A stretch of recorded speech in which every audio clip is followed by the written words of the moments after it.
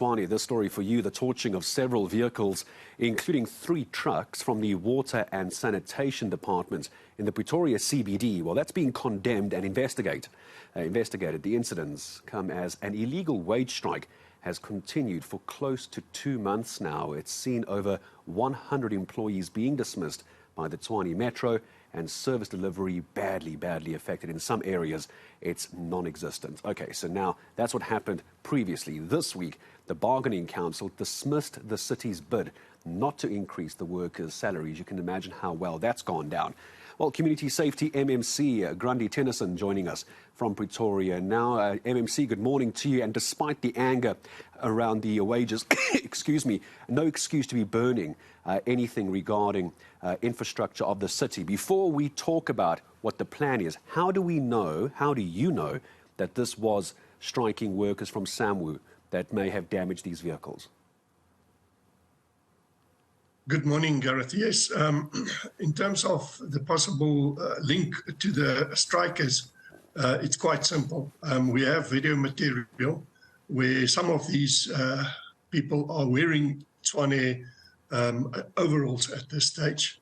So it's also, the other thing is that we previously had 2 other torching of trucks, and the same modus operandi has been followed in this case. So without doubt, I think it can be linked to that, because after the Bargaining Council's decision, the city took also another stance, and we decided to take it into review in the Labour Court. If you have that video footage, MMC, forgive me, if you have the video footage, will you be handing it over to police, laying charges? It's already been done. The police are fully aware of that. And I mean, it's all over social media as well. But there's specific videos that we have shared with the SAPS, and there are some leads that we are following up in conjunction with SAPS. I'm going to ask about the way forward in just a moment, how we prevent this happening in future. Just for residents of Tshwane, MMC, what's the status this morning? I understand no buses are being run. Is that correct? Well, we've decided to withdraw the bus service simply because of safety reasons. We cannot afford a bus being torched while it's carrying passengers. So it's for the safety of our personnel, but also more important for the safety of possible civilian passengers. Are you talking to SAMWU about what you claim to be their members destroying city property? What have they said to you?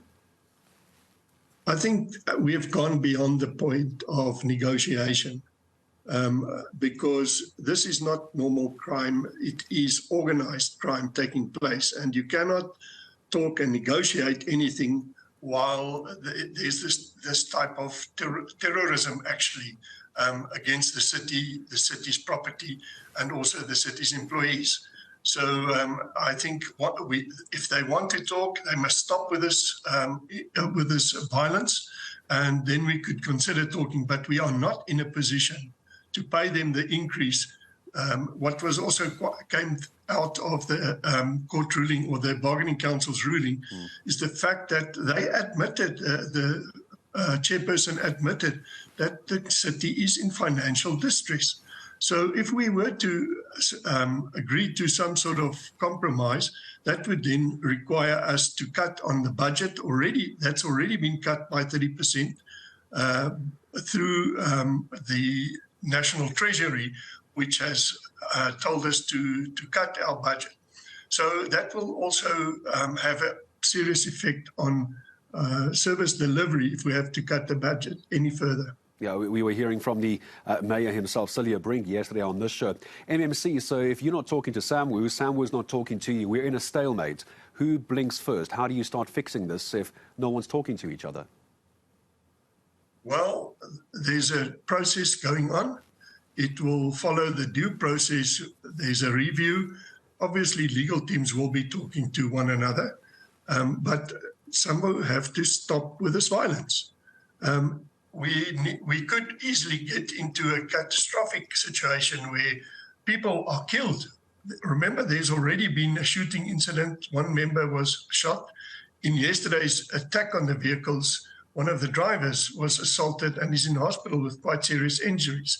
So we need SAPS to intervene. We need crime intelligence to get involved. Up until now, the city's been passing on all the information to SAPD, and we have not got anything much back from them. So it's time, and we have escalated the whole situation to national level in terms of police and security as far as that is concerned. Some, if they want to talk to us, they can calm down. They must get their members under control. We cannot speak to villains when it's organized crime. I think the point is it's beyond the strike at this stage. Samvu actually claims that they are not involved in the strike, but yet we have evidence that there are Samvu members who actually are involved in that. So if they cannot bring their members under control, then we have to fight this fight. We cannot back down, and we cannot allow this type of activity to take place in the city at this stage. So once they have come to their senses, we will discuss. MMC, let me ask you this in closing. What now happens with the services in the city of Tshwane? We're hearing from residents that some areas are getting very little service. Others are saying no service at all. Rubbish is piling up. Water supply is being cut because of a lack of maintenance. What are you telling the city of Tshwane this morning? It's a bit of a mess, isn't it?